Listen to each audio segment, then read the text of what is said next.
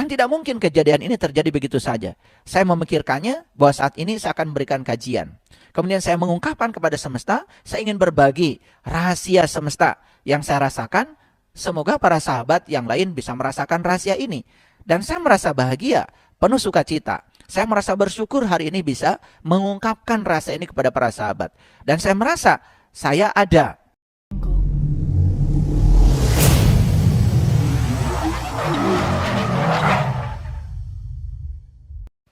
Para sahabat yang budiman, saya akan senang bila saya memiliki rumah.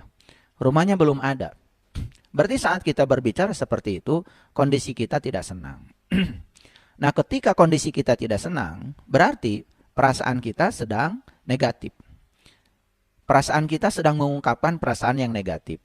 Nah, hukum tarik-menarik akan berlaku. Karena yang serupa akan menarik yang serupa. Jadi perasaan negatif yang kita ungkapkan lewat kata-kata itu, tentu saja akan menarik lebih banyak lagi hal-hal negatif ke dalam kehidupan kita. Contoh yang lain, saya akan senang bila anak-anak saya sudah selesai kuliah. Berarti saat kita bicara, anak-anak itu kan belum selesai kuliahnya. Kenapa senang itu harus menunggu mereka selesai kuliah? Padahal sesungguhnya yang mengendalikan pikiran dan perasaan kita, kan kita sendiri. Kenapa kita harus menggantungkan diri pada faktor eksternal? Saya masih ingat ada kata-kata bagus dari Socrates. Beliau mengatakan, kebebasan itu adalah penguasaan diri. Jadi ternyata kebebasan bukan masalah eksternal. Tapi kebebasan itu adalah masalah internal diri kita sendiri. Jadi siapa yang sudah mampu menguasai dirinya, itulah yang disebut dengan orang yang sudah mencapai kebebasan. Siapapun yang sudah menguasai dirinya, maka dia yang disebut dengan orang yang sudah merdeka. Karena orang yang sudah menguasai dirinya, berarti dia tidak dikuasai oleh siapapun. Sehingga dia sudah menjadi dirinya sendiri. Otomatis dia tidak mudah ya dikendalikan oleh situasi di luar. Saya berulang kali mengatakan bahwa kapal itu tidak pernah tenggelam oleh air yang di luar kapal. Sedahsyat apapun air itu. Dan kapal itu akan menjadi berbahaya ketika ada kebocoran. Sehingga ketika air dari luar masuk ke dalam kapal, sesungguhnya itulah yang menyebabkan kapal itu tenggelam. Kenapa demikian? Karena ya ketika air masuk ke dalam, berarti jumlah penenggelam dalam kapal lebih banyak daripada jumlah pengapung. Sedangkan dalam kapal itu diperlukan lebih banyak pengapung yang bernama udara. Sedangkan air itu adalah penenggelam. Jadi ketika jumlah air lebih banyak daripada udara, berarti yang padat lebih banyak daripada ruang kosong. Akibatnya apa? Akibatnya kapal akan tenggelam. Sama seperti itu. Kita pun kalau tidak pernah mengizinkan ya situasi di luar masuk ke dalam diri kita, maka kita pun tidak akan pernah tenggelam. Jadi tenggelam itu karena kita mengizinkannya. Makanya kita harus menemukan yang namanya kebebasan. Jadi merujuk kepada kata-kata Socrates itu, kebebasan adalah penguasaan diri. Berarti sesungguhnya kalau ingin menemukan kebebasan, bukan menciptakan kondisi di luar diri kita supaya mengikuti apa yang dimaui oleh kita.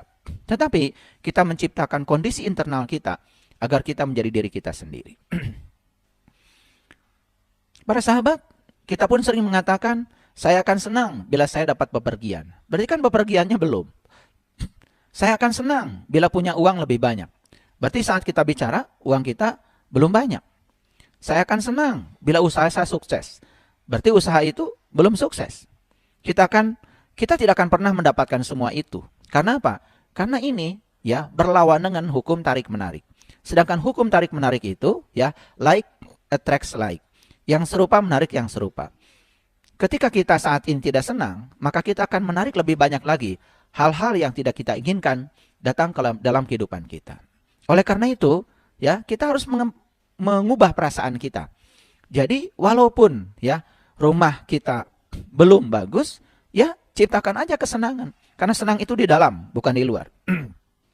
Walaupun anak-anak kita belum selesai kuliah, ciptakan aja kesenangan sekarang. Walaupun kita belum bepergian, ciptakan saja ya kesenangan sekarang. Jika perlu, segala hal yang belum terjadi itu, rasakan saja seakan-akan sudah terjadi. Dan ketika kita merasakan seakan-akan itu sudah terjadi, berarti kita sedang mengungkapkan perasaan positif. Dan perasaan positif itu sesungguhnya adalah energi. Karena kita sedang memancarkan frekuensi. Nah, hari ini saya akan melakukan pendalaman tentang frekuensi perasaan. Dan Mungkin sedikit nanti akan saya masukkan aspek-aspek sainsnya, karena kalau tidak dipahami dari sisi sains, nanti kan pendekatan kita tidak saintifik, nanti sulit untuk diterima oleh pikiran kita. Oleh karena itu mohon bersabar, setiap kata demi kata yang saya ungkapkan dicermati. Karena ini saya bukan cerita teori, saya cerita sesuatu yang sudah terjadi dalam kehidupan saya.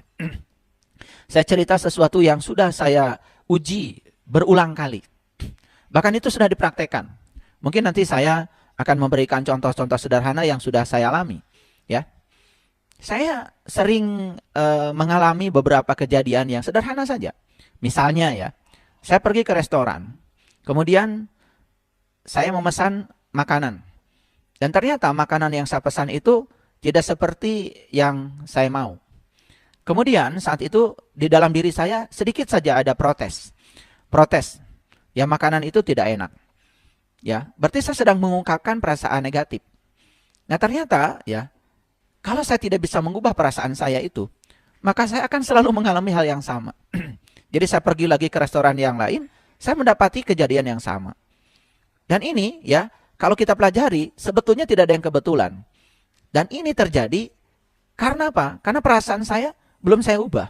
Sehingga saya akan mendapatkan hal yang sama. Nah, begitu perasaan saya diubah, maka kejadiannya berbeda. Nah, kita ini dalam hidup sebetulnya kurang cermat saja. Kadang-kadang kita tidak pernah mau mengaitkan setiap peristiwa dengan peristiwa yang lain, dan secara tidak sadar kita membiarkan peristiwa itu terjadi begitu saja. Padahal sebetulnya setiap peristiwa yang datang kepada kita itu hasil undangan kita. Oleh karena itu maka kita harus mengait-ngaitkan. Ya, kenapa peristiwa ini terjadi? Jangan-jangan karena peristiwa yang tadi, atau karena perasaan saya belum berubah. Nah, kalau kita terus-menerus bisa meniti ke dalam diri, mencermati yang terjadi dalam diri, perhatikan oleh para sahabat, maka para sahabat akan mengalami sesuatu yang luar biasa. Jadi ternyata ya, ketika kita tidak bisa mengubah perasaan kita, maka sebetulnya keadaan di luar diri kita tidak akan pernah berubah. Jadi sebetulnya takdir, yang disebut dengan takdir itu sebenarnya urusan perasaan, urusan pikiran kita. Oleh karena itu hari ini kita akan masuk lebih dalam lagi untuk mencermati perasaan sebagai suatu frekuensi. Ya. Jadi seharusnya ya kita merasa bahagia aja dulu, ya. Dan memberikan kebahagiaan itu agar kita bisa menerima hal yang membahagiakan. Jadi merasa bahagia saja belum cukup, karena kita harus mengungkapkan kebahagiaan itu sehingga kita bisa menerima yang sama dengan yang kita ungkapkan. Nah, ini yang harus diperhatikan, yang sering tidak disadari. Ketika kita mendapati sesuatu yang tidak kita inginkan dalam hidup, kan biasanya perasaan kita terhadap yang datang, yang tidak kita inginkan dalam hidup itu, biasanya negatif. Nah, sekarang yang paling sulit adalah untuk bisa belajar mengungkapkan perasaan positif walaupun kejadiannya negatif. Mengungkapkan perasaan positif walaupun kejadiannya negatif. Misalkan beginilah, saya punya contoh, ini contoh yang terjadi dalam kehidupan saya. Jadi saya mengalami satu kejadian di mana salah satu keluarga saya berpulang. Dan ternyata keluarga saya yang berpulang itu meninggalkan utang. Dan ternyata utang itu ya, itu adalah utang yang bunga berbunga. Itu. Jadi pada saat keluarga saya berpulang, ternyata ada orang yang datang kepada saya menagih utangnya. Dan kenapa kepada saya? Saya ungkapkan perasaan positif. Ya, ketika orang itu datang pada saya bukan kepada yang lain, ungkapan positif saya adalah, oh barangkali saya pernah ditolong sama orang itu di kehidupan yang dulu, sehingga saya harus menolong di kehidupan yang sekarang. Jadi saya ungkapkan perasaan positif saya bahwa itu adalah bagian dari ya karma saya yang harus saya selesaikan. Itu yang pertama. Yang kedua, ya, ketika si penagih itu menyampaikan jumlahnya, nah ternyata jumlahnya itu sangat luar biasa, ya, 10 kali lipat bahkan lebih ya dari utang pokoknya. Dan pada saat itu diungkapkan, saya juga tidak mengungkapkan perasaan negatif.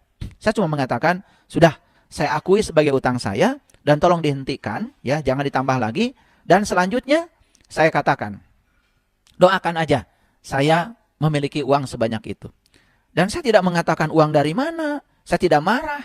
Dan saya cuma mengatakan, doakan saya, semoga saya punya uang seperti yang Anda mau. Dan ternyata, ya tidak lama, saya bisa punya kemampuan untuk menyelesaikan itu. Dan ternyata ketika kita mengungkapkan perasaan yang positif, malah justru uang juga datang. Jadi kalau kita mengungkapkan perasaan negatif terhadap yang negatif, otomatis ya, yang negatif akan semakin negatif. Tetapi ketika yang negatif ini kita bisa mengungkapkan perasaan positif, ternyata yang terjadi berikutnya adalah malah justru menjadi positif. Saya punya banyak cerita yang lain, cuman kalau saya ceritakan terlalu banyak contohnya, tentu saja nanti tidak selesai kajian kita. Jadi cukup ya, itu. Nah, selanjutnya ya.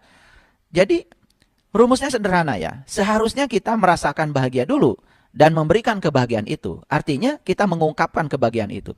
Bagaimana cara mengungkapkan kebahagiaan? Mengungkapkan kebahagiaan itu banyak ya. Bisa lewat kata-kata, bisa lewat tulisan ya, dan lain sebagainya. Saya berikan contoh sederhana lagi. Jadi waktu saya mau melanjutkan sekolah ke perguruan tinggi, saya menyampaikan pada orang tua saya bahwa saya mendapatkan surat panggilan. Kalau dulu namanya PMDK. Begitu saya sampaikan surat panggilan itu kepada orang tua saya, ya, orang tua saya cuma bisa menangis. Ya, jangankan untuk membayar uang kuliah, ya. Untuk ongkos saja saat itu tidak ada. Tetapi saya tidak mengungkapkan perasaan negatif.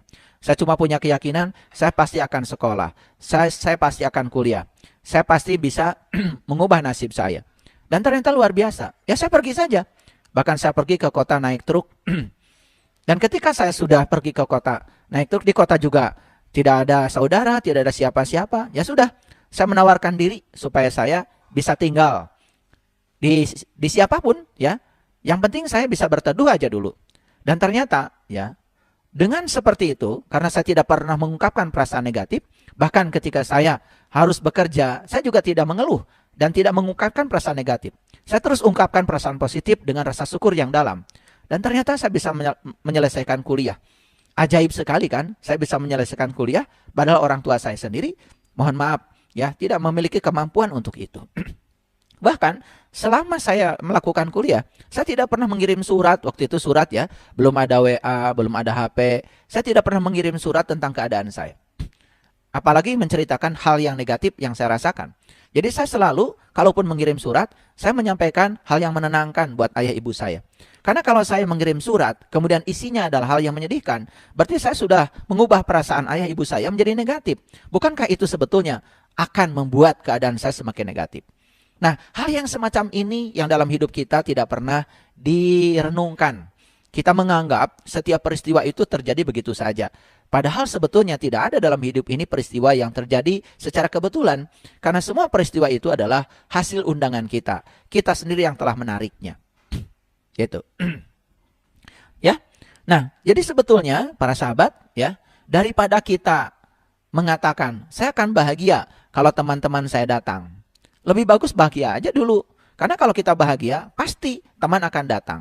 Kalau mengatakan saya bahagia jika teman datang, kalaupun teman datang, bisa jadi teman datang biasa-biasa saja, tidak membawa berkah kebahagiaan. Tapi kalau kita sudah bahagia, walaupun teman belum datang, saya yakin teman-teman yang akan datang itu akan membawa berkah kebahagiaan. Karena apa? Karena kita sudah mengungkapkan kepada semesta kebahagiaan kita. Maka teman-teman yang akan datang pasti akan sama ya dengan yang akan kita ungkapkan. Ya bisa jadi datang bawa oleh-oleh, bisa jadi datang bawa kebahagiaan, bisa datang bawa cerita kebahagiaan. Kan bisa jadi teman datang malah justru ya membawa cerita-cerita yang memilukan, cerita-cerita yang menyedihkan. Itu kita sendiri yang telah menariknya. Nah ini ya tidak disadari bahwa sebetulnya ya semesta itu berjalan sedemikian luar biasanya. Dan itu perlu kecermatan dari diri kita. Makanya konsep eling lan waspada, selalu eling dan waspada, mawas diri, itu penting. Apa yang harus kita jaga dalam diri kita? Pikiran dan perasaan. Pikiran dan perasaan. Nah hari ini kita akan masuk lebih dalam lagi karena saya akan ungkapkan ya perasaan sebagai frekuensi.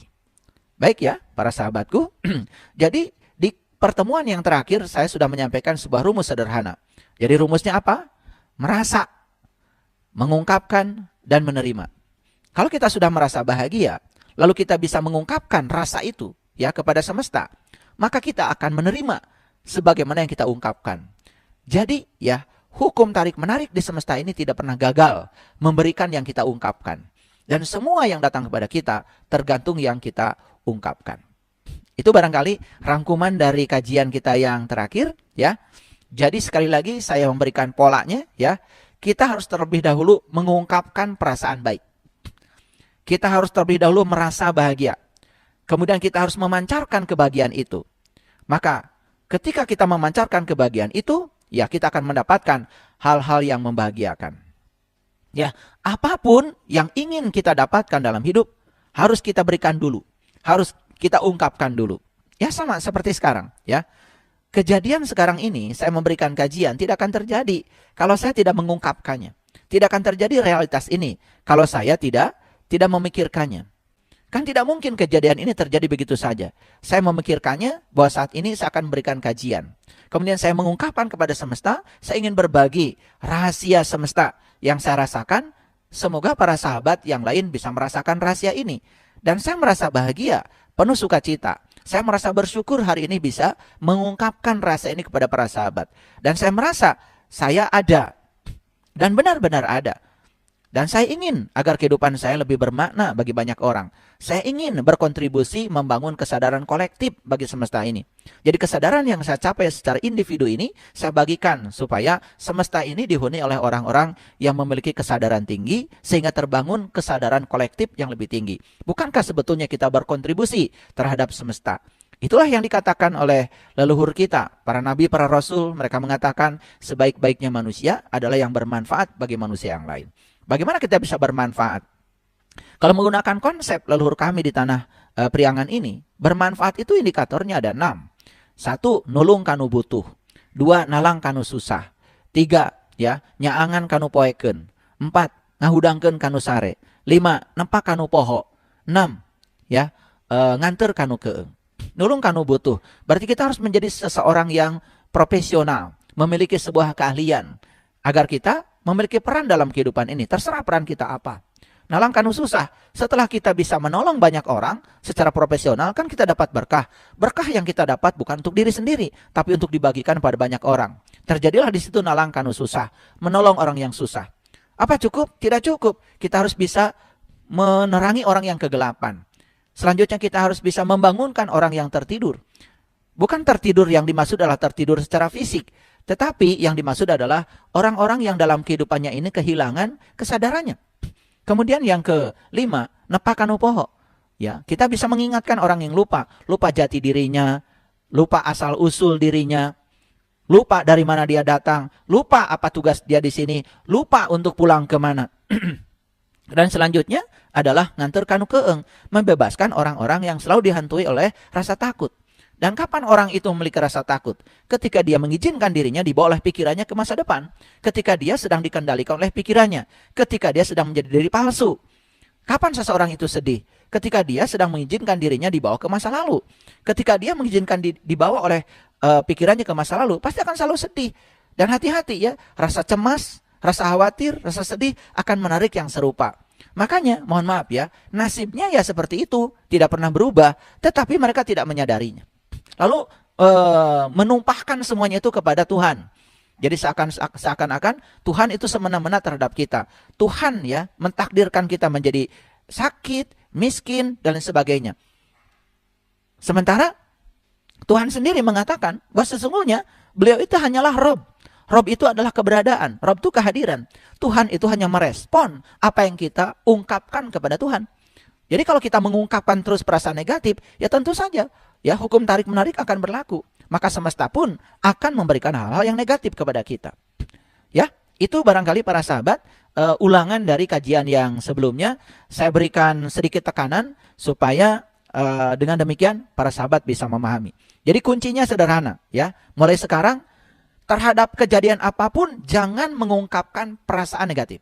Kalau kejadiannya sudah negatif, kemudian perasaan kita negatif, maka kita sedang menambah hal-hal negatif untuk hadir dalam kehidupan kita.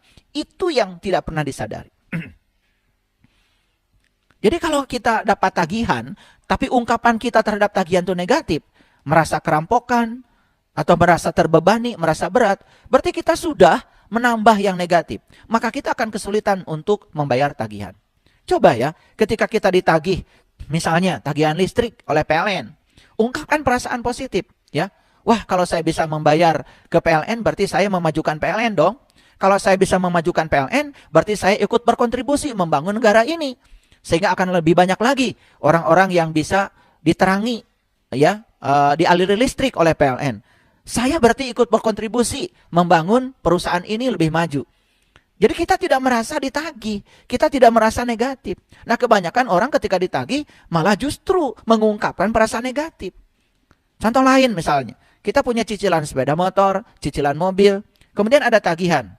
Ketika tagihan datang, kemudian perasaan kita negatif terhadap tagihan, maka kita tidak akan pernah punya kemampuan membayarnya. Coba ungkapkan perasaan positif, ya. Sepeda motor itu penemuan yang luar biasa. Bagaimana para ilmuwan bisa membuat sepeda motor yang luar biasa itu? Ungkapkan perasaan positif, ya. Wah, kalau saya bisa membayar ini, berarti saya berterima kasih kepada semesta. Karena Allah sudah menitipkan ilmu yang luar biasa kepada para ilmuwan. Sehingga ilmu ini mewujud menjadi hasil teknologi yang luar biasa. Sepeda motor, mobil. Sehingga kita ini tidak mengungkapkan perasaan negatif terhadap itu. Nah, dengan demikian, saya pastikan kita akan punya kemampuan untuk bisa menyelesaikan semuanya. Nah, ini hal-hal sederhana yang tidak pernah disadari. Dan ini dianggap berjalan begitu saja. Ya, makanya saya sudah memberikan rumus. Perhatikan saya. Kalau saat ini perasaan kita negatif, maka perasaan negatif ini akan menghasilkan apa itu? Hal yang negatif. Hal yang negatif akan membangun perasaan kita lebih negatif lagi. Kalau perasaan kita lebih negatif lagi, maka hal-hal yang negatif akan lebih banyak lagi. Hal yang negatif ini yang lebih banyak akan membangun perasaan kita lebih negatif lagi. Maka kita akan memasuki yang disebut dengan siklus kenegatifan. Kita tidak keluar-keluar dari situ. Nah, saya sudah mengumpamakan di kajian yang sebelumnya seperti sangkar burung. Jadi sebetulnya ketika kita mengungkapkan perasaan negatif, kita membangun satu jeruji. Yang kedua, jeruji lagi. Yang ketiga, jeruji lagi. Akhirnya kita terperangkap di jeruji yang kita bangun oleh kita sendiri. Yuk kita sekarang patahkan semua jeruji yang sudah kita bangun itu. Biar kita menemukan kebebasan. Biar kita bisa menguasai diri kita sendiri. Sebagaimana yang disampaikan oleh Socrates tadi. Ya, itu para sahabat.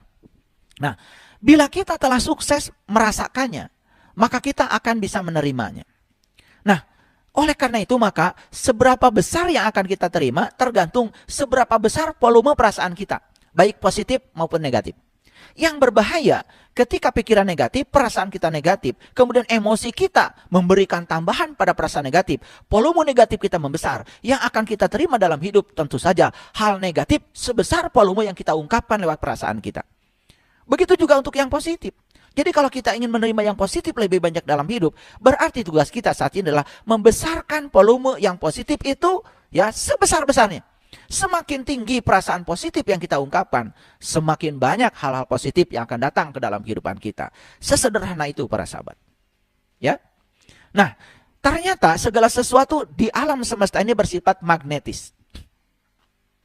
Segala yang bersifat magnetis berarti dia memancarkan medan magnet. Jadi medan magnet itu dalam bahasa fisika sebetulnya ya diwujudkan dalam bentuk garis-garis gaya magnetik. Ya, contoh sederhana deh. Kalau saya punya magnet, maka sebetulnya di sekitar magnet itu ada medan magnet.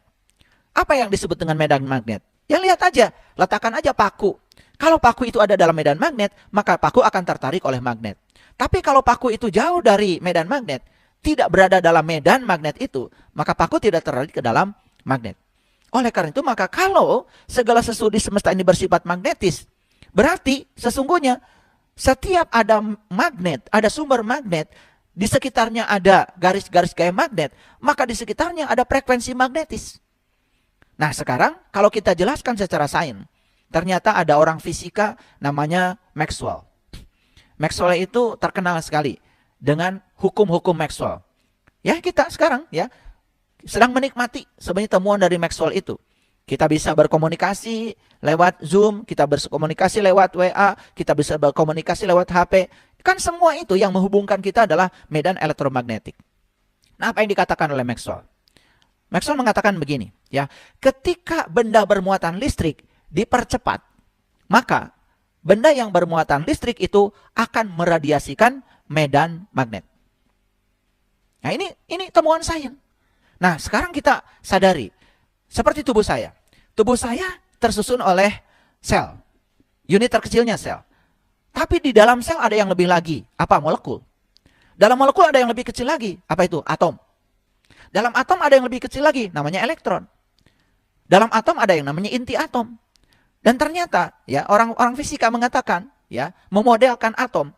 Ternyata elektron itu ya bergerak mengelilingi inti atom. Nah, dia bisa bergerak berputar mengelilingi inti atom itu persis seperti bumi mengitari matahari. Cuman kalau bumi mengitari matahari itu ya dikendalikan oleh gaya gravitasi. Sedangkan elektron mengelilingi inti atom dikendalikan oleh yang namanya gaya elektrostatik. Jadi ada gaya disebut dengan gaya sentripetal, mengarah selalu ke pusat. Kalau dia mendapatkan gaya, berarti dia mendapatkan percepatan. Jadi setiap benda bermuatan listrik dipercepat, pasti akan meradiasikan yang namanya medan magnet. Ini sains. Nah, dan ternyata ya, semua benda ini bersifat magnetis. Pikiran itu kan sebetulnya ya, hardware-nya itu adalah otak. Otak itu tersusun oleh neuron. Neuron itu isinya juga atom.